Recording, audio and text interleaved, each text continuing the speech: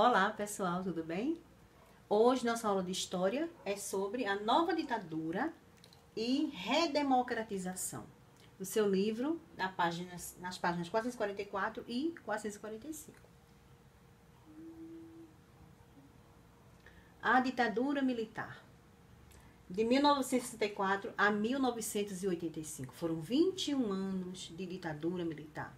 Foi um período bastante difícil, né, na política do nosso país. Muita repressão, muita gente foi expulsa do nosso país, exilado, muitos morreram, muitos foram perseguidos durante essa época. Em 31 de março de 1964, o presidente João Goulart foi deposto da presidência da República por golpe de Estado. Executado por militares e apoiado por parte da sociedade civil. Então, os militares e grande parte da população se juntaram e deram esse golpe, né, o golpe de Estado, tirando o governo, o presidente João Goulart do governo. E os militares foi que assumiram o poder, né? O Brasil passou então a ser governado por uma junta militar, formada pelos comandantes do Exército, da Marinha e da Aeronáutica. Juntaram as Forças Armadas, né, e foram governar o nosso país. Sob o comando militar, o país voltou a viver um regime ditatorial, que já tinha acabado, né? Houve aquela época dos governos populistas, em que os presidentes passaram a se comunicar mais com o povo, queriam ser chamados de paz do povo, né? Foram vários presidentes que a gente já viu no nosso anterior, e esse João Goulart foi o último desses governos que sofreu esse golpe.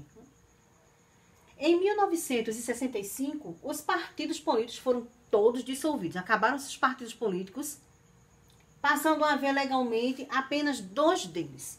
A Aliança Renovadora Nacional, chamada de ARENA, que era um partido do governo, e o Movimento Democrático Brasileiro, o MDB, que era o partido da oposição contra o governo. Em geral, as pessoas consideradas perigosas pelos militares podiam ser presas independentemente de que fossem. Podia ser estudante, políticos da oposição, intelectuais, cientistas, artistas, ou sindicalistas, jornalistas, médicos, não importa quem fosse. Se o governo decretasse que aquela pessoa era perigosa, ela ia ser perseguida, ia ser presa, ou ia ser exilado ia ser expulso do seu próprio país. Muitos foram até mortos nesse período, como eu já falei antes, tá? Então, dos partidos políticos que existiam na época, só ficaram dois, foram formados dois, né? A ARENA, que era a favor do governo, e o MDB, que era da oposição. E esses sofriam bastante perseguição, né? Em 1967, o Congresso promulgou a nova Constituição e elegeu de forma indireta, não teve eleição popular, não teve, né? Um novo presidente, o Marechal Arthur da Costa e Silva, um militar, né? Durante seu mandato, o governo ficou mais rigoroso. Ele reprimiu manifestações populares de forma violenta, interveio na administração dos estados e dos municípios, tirou o poder dos governadores e dos prefeitos, suspendeu direitos políticos e passou a controlar de forma intensa a produção cultural e artística. Tudo tinha que passar por eles antes de chegar à população, ser divulgado. Se eles não aprovassem, não era divulgado. Se fosse programa de rádio, eles vetavam. Se fosse novelas, eles vetavam. Jornal, o que fosse. Eles tinham que aprovar para poder ser exibido para a população. Diante deste cenário, alguns opositores do governo passaram a ver na luta armada uma alternativa para se opor aos poderes militares. Aí houve muitos confrontos nas ruas, estudantes, jornalistas, as pessoas revoltadas, então iam para as ruas brigar, lutar mesmo contra as Forças Armadas. E muita gente morreu nessa época.